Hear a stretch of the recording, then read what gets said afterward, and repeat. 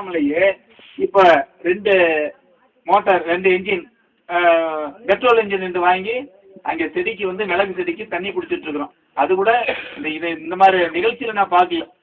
மாஞ்செடிக்கு நம்ம காரவள்ளிக்காட்டில் மாமரத்துக்கு நம்ம தொட்டியில் தண்ணி போட்டு அடிச்சிட்டு இருந்தாங்க.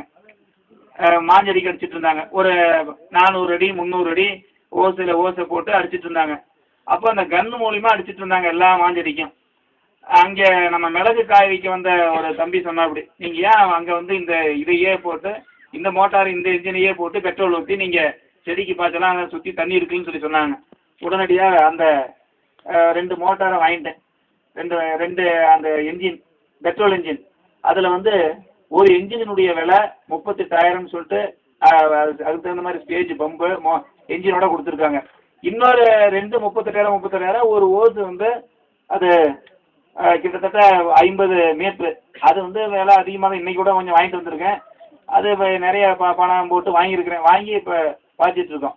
ஆனால் இன்றைக்கு வந்து இங்கே வந்து ஒரு அந்த மாமரம் பிடிக்கிற ஒருத்தர் சொன்னார், நீங்கள் மற்ற கம்பெனியை வாங்க வேண்டாம், ஹோண்டா கம்பெனியை நீங்கள் வாங்குங்க, அது வாங்கினா தரமானதாக இருக்கும், நீண்ட நாள் அது வரும்னு சொல்கிறாங்க. அந்த அளவில் இங்கே வந்து உங்களுக்கு வந்து பயன்பாட்டில் இருக்குது. இன்றைக்கி நான் ஒரு இதை வாங்க போகிறேன். இன்றைக்கி வாங்க போகிறேன். அது என்கிட்ட பணம் கொடுத்துட்டு அதை எனக்கு கொண்டாந்து கொடுத்துருவாங்க. அதை வந்து மானியம்னு சொல்கிறாங்க. அது மானியம் எப்போ கொடுக்குறாங்களோ கொடுக்கட்டும். அதனுடைய விலை வந்து மற்ற கம்பெனி வந்து நல்ல பிரபலம் இல்லாத கம்பெனி 38,000 39,000. இதனுடைய விலை 32,000 தான். இந்த நிகழ்ச்சியில் கலந்துக்கிட்டு தான் நானே தெரிஞ்சுக்கிட்டேன். அந்த அளவிற்கு வந்து இந்த நிகழ்ச்சி நமக்கு பயன்பட்டு கொண்டிருக்கிறது. நீங்களும் ஏன்னா நம்ம வந்து நிலம் வச்சுருக்கோம், அதில் பயிர் பண்ணியிருக்கோம்.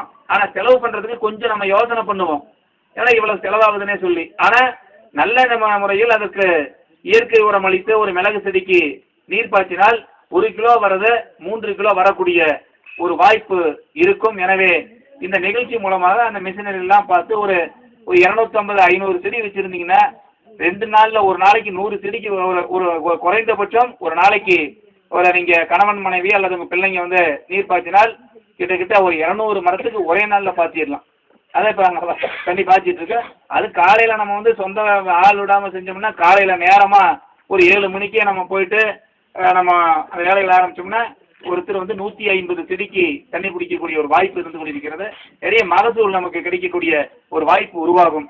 ஆகவே தான் இந்த நிகழ்ச்சி மூலமாக அரசாங்கம் என்னென்னலாம் கொடுக்கிறார்கள் என்று இதையெல்லாம் என்ன சொல்கிறார்கள் என்று அதையெல்லாம் கேட்டு நீங்கள் பயனடைய வேண்டும்.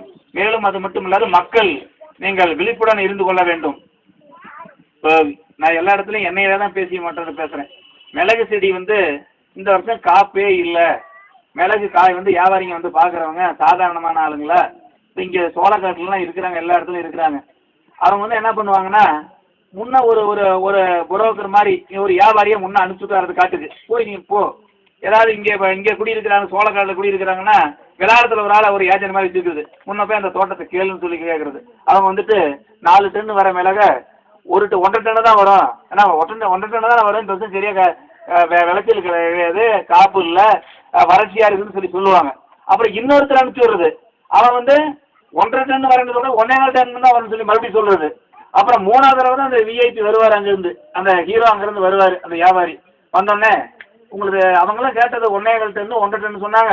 ஒரு 2 டன் உங்களுக்கு வருங்க, ஆனால் 4 டன் வரும், 2 டன் வரும்.